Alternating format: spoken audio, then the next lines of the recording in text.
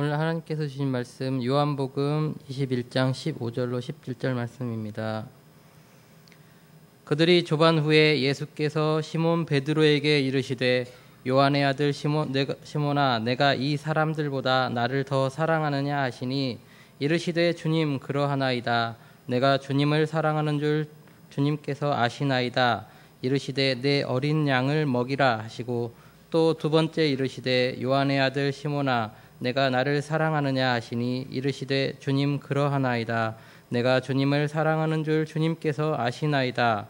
이르시되 내 양을 치라 하시고 세 번째 이르시되 요한의 아들 시몬아 내가 나를 사랑하느냐 하시니 주께서 세 번째 내가 나를 사랑하느냐 하심으로 베드로가 근심하여 이르되 주님 모든 것을 아시오매 내가 주님을 사랑하는 줄을 주님께서 아시나이다.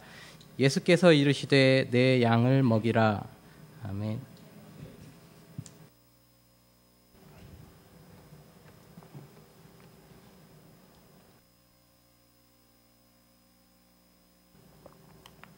성도 여러분들을 사랑하시는 우리 아버지 하나님께서 이 모든 기도의 제목들을 다 들으시고 응답해 주시기를 바랍니다. 그리고 응답의 열매로 삶의 자리에 가득 채워주시기를 간절히 축복합니다. 오늘 우리 12월 두 번째로 맞이하는 우리 거룩한 주일입니다. 이제 우리 두 주만 지나게 되면 우리가 기다리는 성탄절입니다. 성탄절에는 주일 그 새벽 5시서부터 새벽 성탄절 축하 예배로 드리고요. 2부 예배 때는 유아 세례를 베풀게 되고 찬양대에 축하 찬양도 있습니다. 또 4부 예배는 부르별 가저별 찬양대로 성탄을 찬양하고 하나님께 영광을 돌립니다.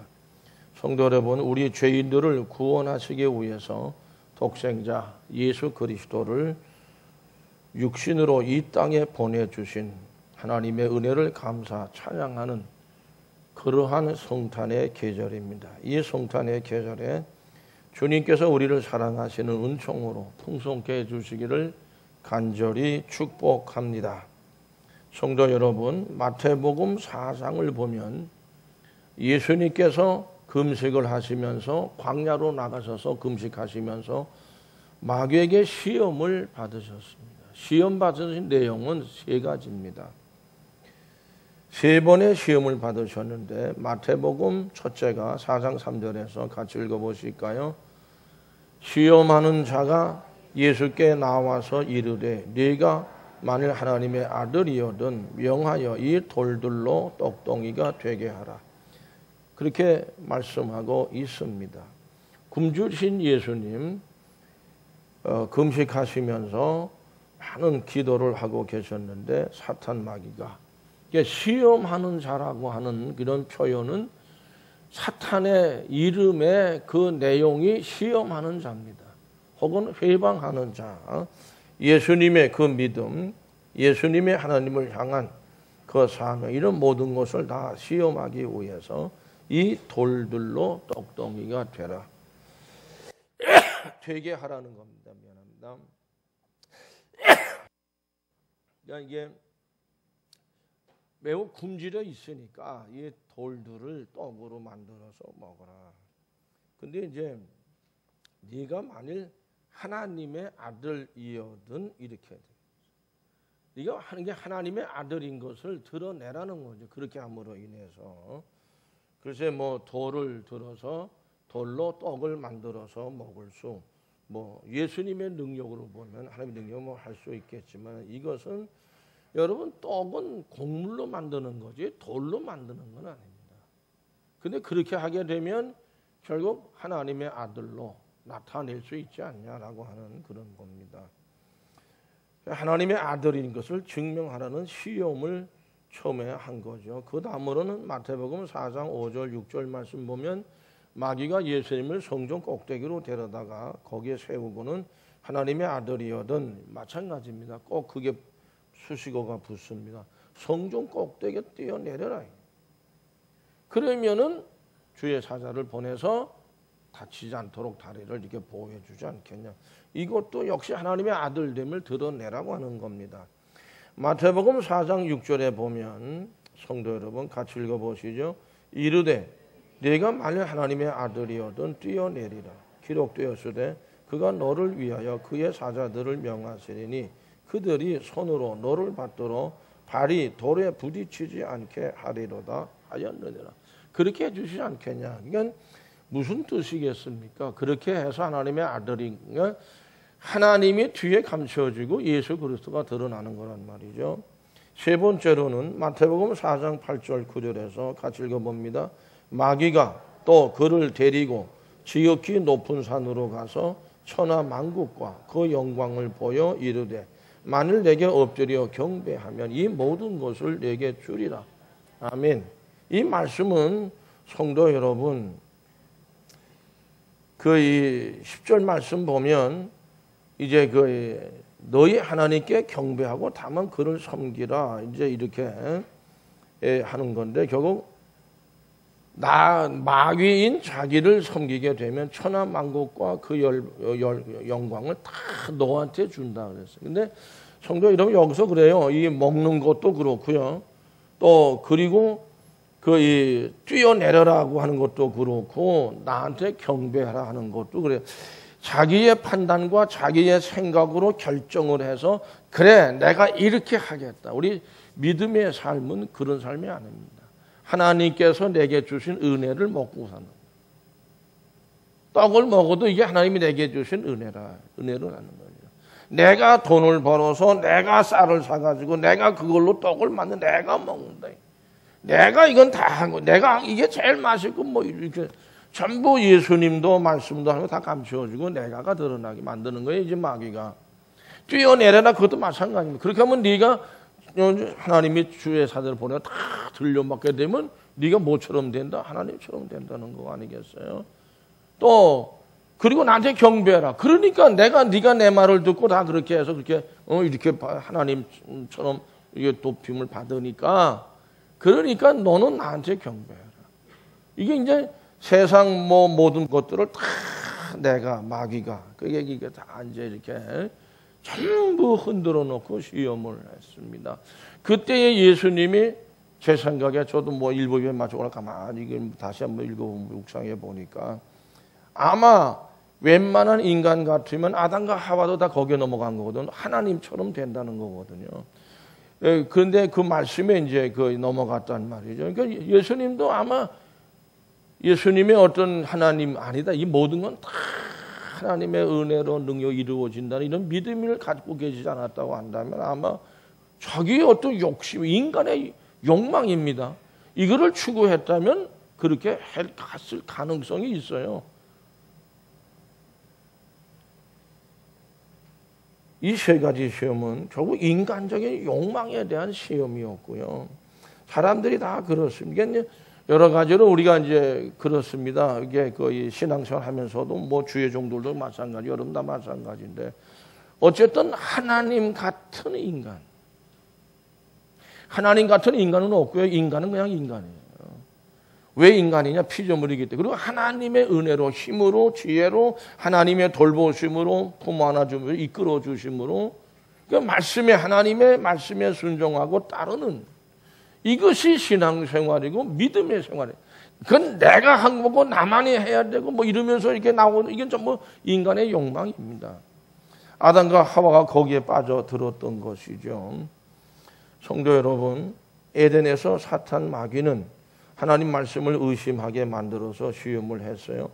그래서 마귀 시험에 넘어갔습니다. 그러므로 주님은 생명의 말씀을 마귀가 그렇게 시험할 때마다 하나님 말씀을 들어서 선포를 하십니다. 그러니까 베드로가 이 세 가지 시험 가운데서 하나님의 말씀을 선포하심으로 그 시험 물리쳤단 말이죠. 왜 내 지식, 내 지혜, 내 능력, 내가 움직여서 하고 이제 이렇게 거의 물리치는 것이 아니라 왜 하나님 말씀을 선포하심으로 그 시험을 물리치는 도구로 삼으셨을까요? 에덴에서 사탄 마귀가 하나님 말씀을 의심하게 시험을 했을 때에 그런 가운데서 저들은 어떻게 했어요? 하나님 말씀을 알았어요. 알았지만은 이거 따먹지 말라. 그렇지만은 그 말씀을 선포하지 못했어. 고백은 해서 하나님이 따먹지 말라고 그랬다. 근데 아니다. 그거 따먹지 않아야 된다. 그렇게 선포하고 나가서 했단 말이죠. 그러다 보니까 결국 처음 인간들은 그만 마귀의 시험에 넘어간 거고요. 결국 주님은 생명의 말씀, 하나님의 권능의 말씀을 선포함으로 네가 하나님처럼 될 것이라고 하는 그 욕망의 시험을 이기신 겁니다. 성도 여러분, 베드로가 예수님께서 예언하신 대로 우리 본문으로 돌아갑니다. 예수님을 3번 부인했습니다. 누가복음 22장 57절에서 62절 말씀을 같이 함께 읽어봅니다. 베드로가 부인하여 이르되 이 여자여 내가 그를 알지 못하노라 하더라. 조금 후에 다른 사람이 보고 이르되 너도 그 도당이라 하거늘 베드로가 이르되 이 사람이 나는 아니로라 하더라.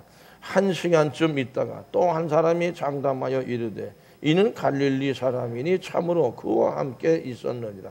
베드로가 이르되 이 사람아 나는 네가 하는 말을 알지 못하노라. 아직 말하고 있을 때 닭이 곧 울더라. 주께서 돌이켜 베드로를 보시니 베드로가 주의 말씀 곧 오늘 닭 울기 전에 네가 3번 나를 부인하자 하심이 생각나서 밖에 나가서 심히 통곡하니라. 아멘.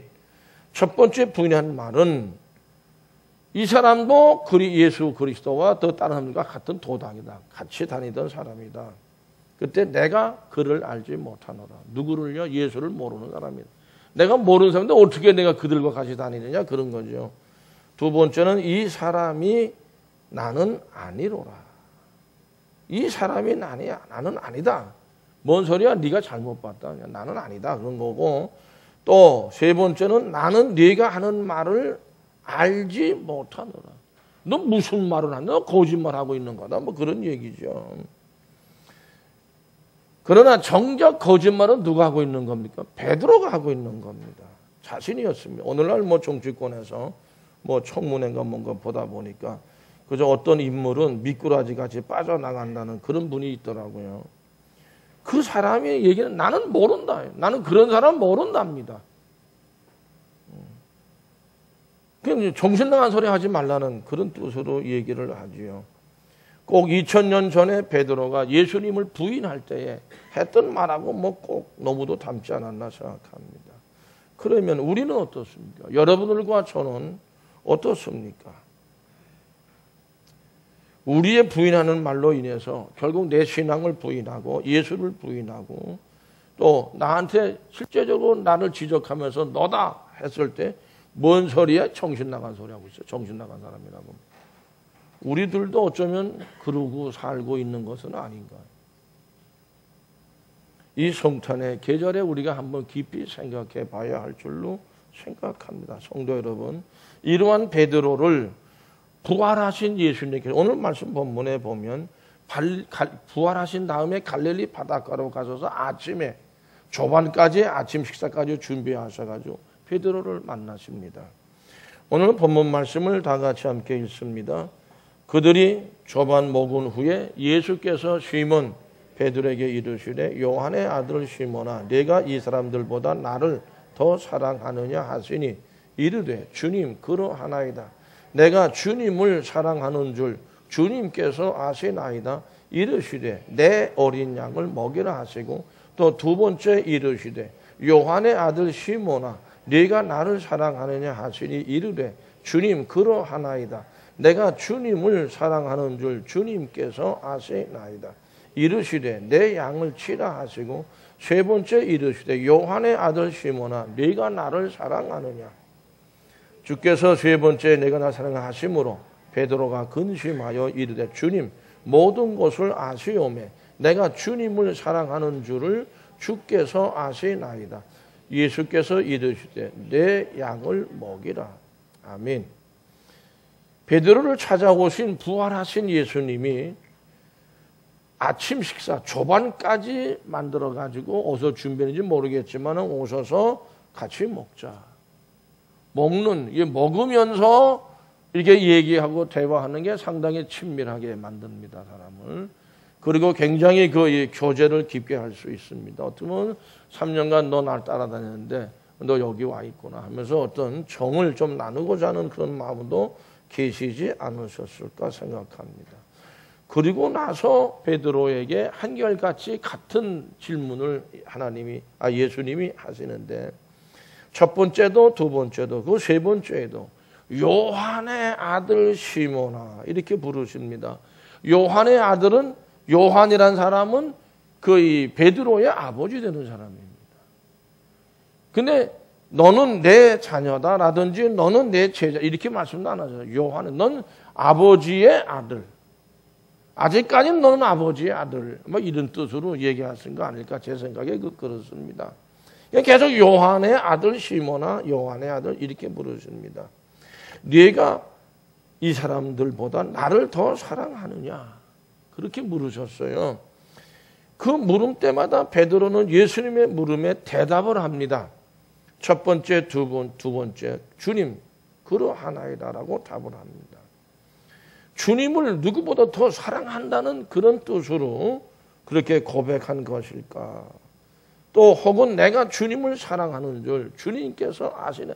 사실 참 베드로는 이 자리가 그 순간이 예수를 만났을 때에 그런 때가 참 자기 자신이 정말 부끄러움을 감출 수 없는 그런 모습에 그런 마음을 지니고 있었습니다. 그러니까 아무래도 점점 대답하는 것이 좀 힘도 좀 이게 빠지는 그런 투로 대답하지 않았을까 생각하는데요.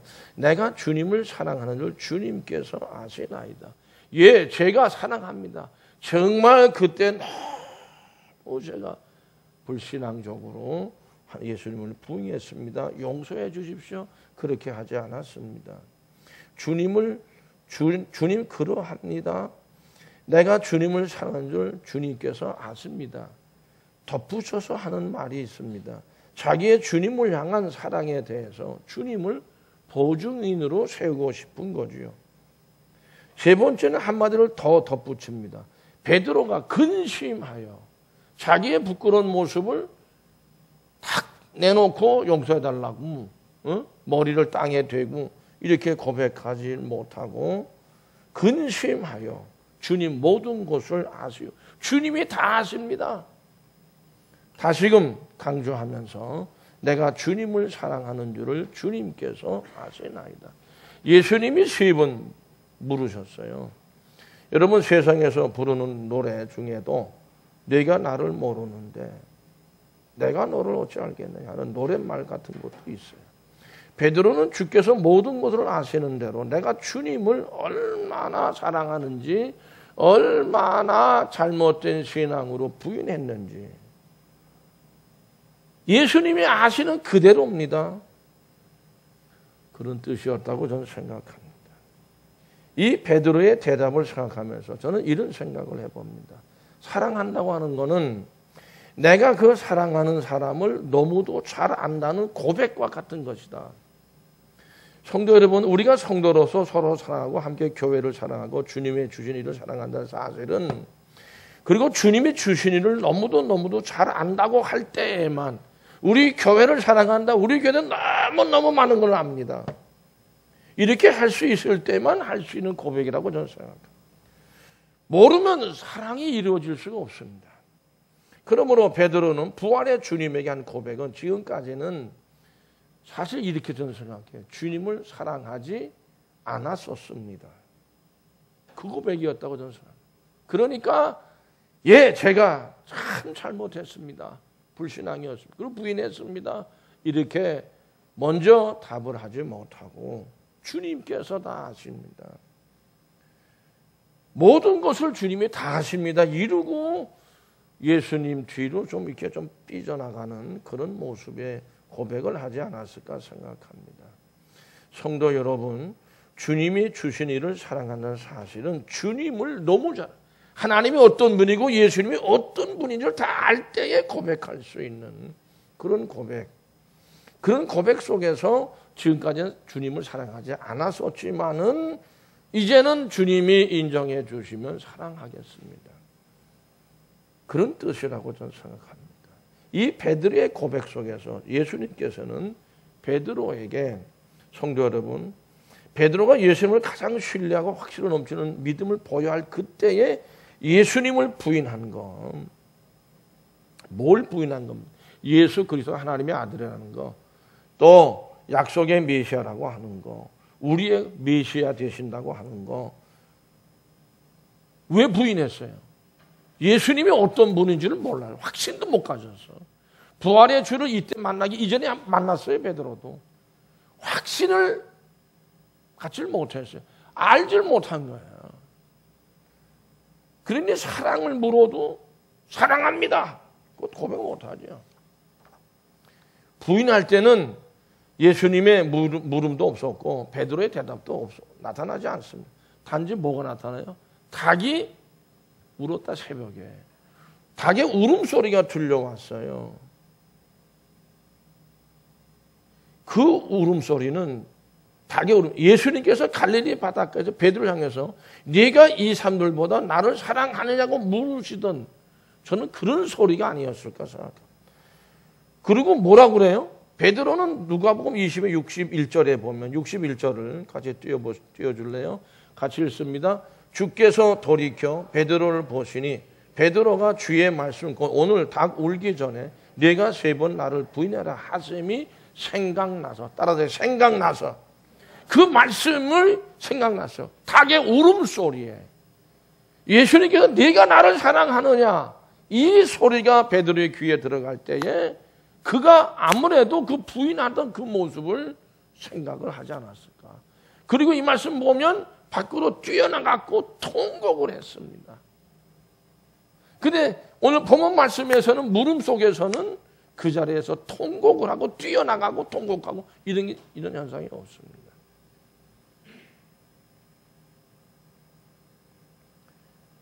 62절 말씀을 보면 거기서는 이제 밖에 나가서 심히 통곡했다 이렇게 되어 있거든요. 성도 여러분, 우리 자신들은 한번 돌아보시겠습니까? 한 1년 이제 가까이 다 우리 생활을 해왔습니다. 혹 주님의 말씀이 갑자기 어떤 사건을 떠올랐다. 그래서 아이고 그때 그거 내가 잘못했던 거지. 아, 나 그거 회개해야지. 그리고 내가 왜 그랬을까? 통곡을 한다든지 마음이 아픈다든지 이런 경험이 여러분 있으시다면 그런 믿음의 사람은 전 복 있는 사람이라고 믿습니다. 부활하신 주님께서는 그런 베드로에게 말씀하셨어요. 내가 주님을 사랑하는 줄 주님께서 아십니다. 그랬을 때 뭐라고 그러셨어요? 내 어린 양을 먹여라. 그냥 양이 아니고 내 어린 양을 먹이라 그랬어요. 두 번째는 이르시되 내 양을 치라 그랬어요. 치라. 그 세 번째에서는 내 양을 먹이라. 어린 양이 아니라 내 양을 치라. 먹이라 그랬어요. 네 양을 내가 너한테 양을 띄워줄 테니까 네 양을 너한테 맡기니까 그 양을 먹여라. 그 양을 치라. 그게 아니라 내 양을 먹이고 내 양을 치라고 말씀하셨어요. 예수님께서. 예수님의 양입니다. 그거는 베드로, 네가 해야 될 일이 그 일이고 네가 해야 될 사역이 그 사역. 그게 네 사명이다. 사실 예수님께 베드로에게 주셨던 그 제자로 부르실 때 그 말씀하세요. 한 가지예요. 사람을 낚는 어부가 되라. 근데 그건 뭐 다 잊어버렸죠, 베드로가. 다 잊어버린 얘기고. 어쨌든 여기서는 구체적으로 예수님이 말씀을 하십니다. 어린 양을 이제 먹이라고 하는 이 말씀은, 어리다는 것은 어려요. 천방지축이죠. 천방지축이에요. 그러니까 어려요. 이 어리다는 것은 어리석음을 뜻한다고 되어져 있어요. 국어사전 보니까. 그냥 자기 갈 길을 모르고 이리 뛰고 저리 뛰고, 그죠? 목자의 음성에 순종하지 않습니다. 거의 반응하지를 않습니다. 그러나 그러한 어린 양이니까 네가 내 양들이다. 네가 그걸 쳐라. 내 양을 먹이라고 하시는 거는 특별히 그들에게 하나님 말씀을 가르치라고 하는 의미를 가집니다.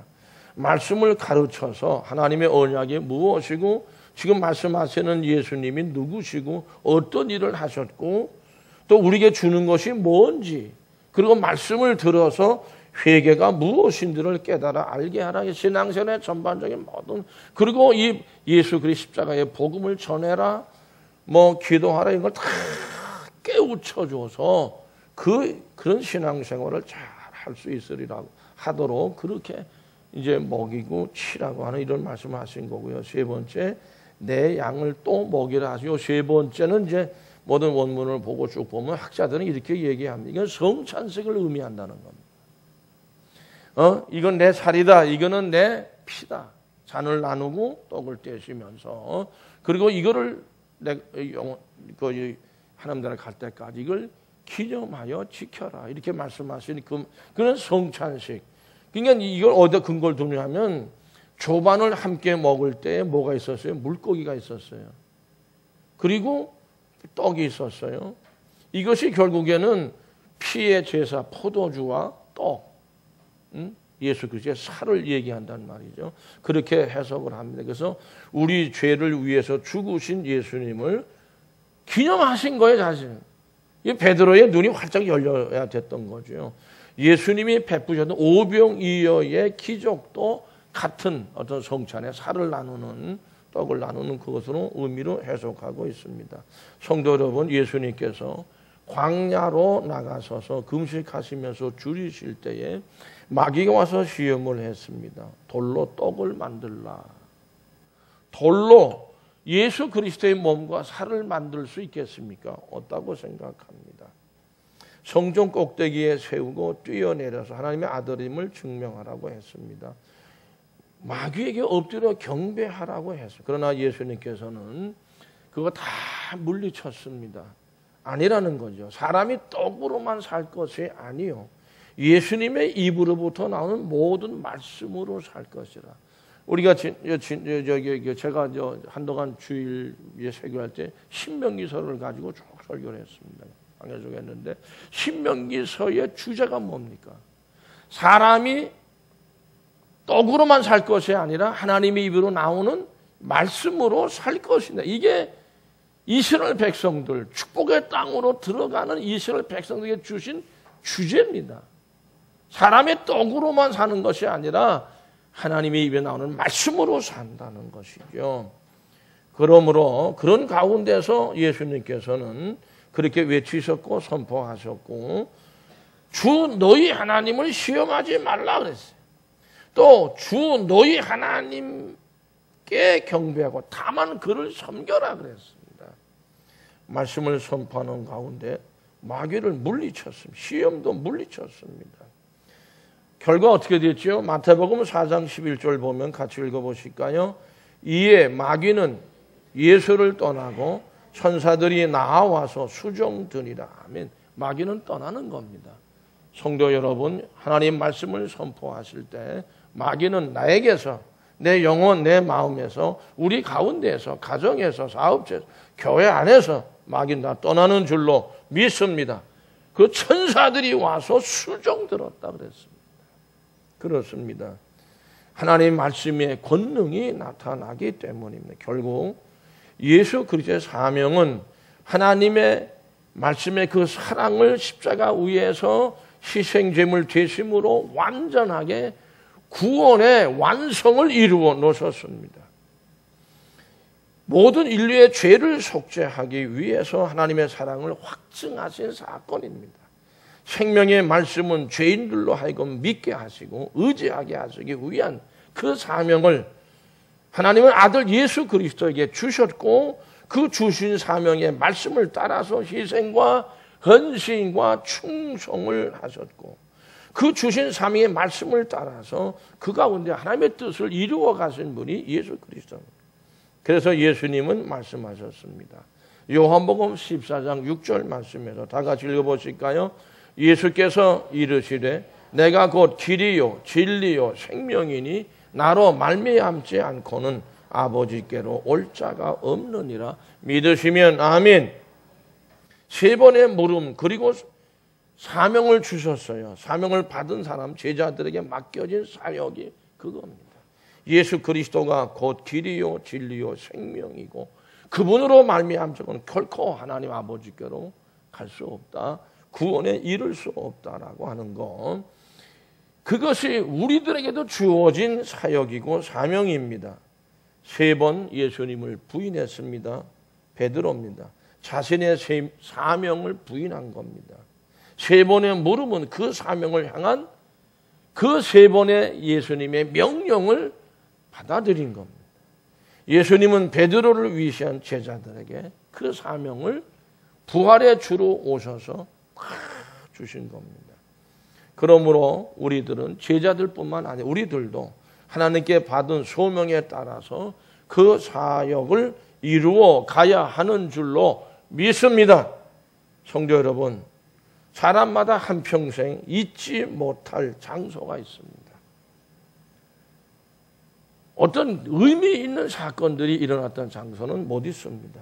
누구에게나 인생의 기쁨과 슬픔과 희열과 고뇌와 뼈아픈 상처와 감격적인 기억이 새겨져 있는 그런 장소들이 있다. 성도 여러분, 오늘 본문에서 베드로에게도 그런 장소가 있었습니다. 어딜까요? 갈릴리 바닷가입니다. 갈릴리는 베드로에게는 어떤 자리이기에 그게 잊지 못하겠습니까? 회복의 자리예요. 부인했을 때 이미 베드로와 예수님의 관계는 끊어지는 것으로 생각했겠죠. 그냥 갈릴리 바닷가에서 부활의 예수를 다시 만났을 때 쩔쩔맸을 겁니다. 그러므로 이제는 회복의 자리이기 때문에 그 못 잊어버리죠. 나를 사랑하느냐는 물음에 사랑하지는 못했지만 이제는 사랑합니다. 그거를 주님이 아십니다. 주님께서 나를 인정해 주신다면 저는 사랑합니다. 그리고 고백의 자리입니다. 자기가 부인했던 일들에 대해서 용서받은 자리로 베드로에게는 그건 잊을 수 없는 자리입니다.